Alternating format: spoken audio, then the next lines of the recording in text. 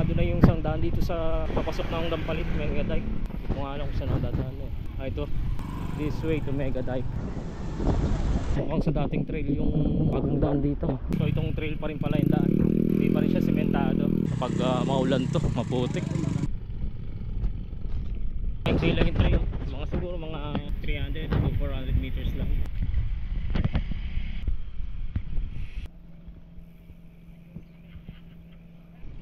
Dahil lipat yung daan, mas nai-enjoy mo na yung kabuong kahabaan ng dike na to.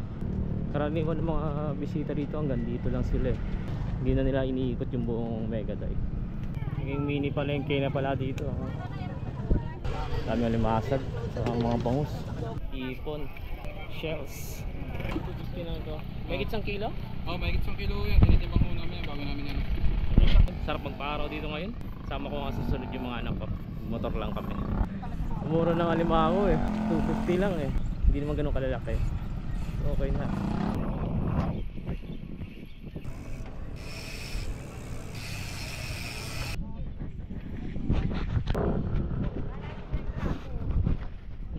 Pinaliligo rin pala.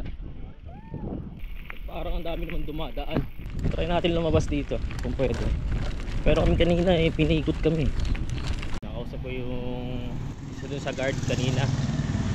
Parang Tano data yun. Sinasara nila yung mga papasok. Bawal pumasok kapag Saturday, Sunday, kapag maraming tao. Pero pag yung mga oras na alas 8 and up, pwede na magsalubong kasi nagta-traffic daw.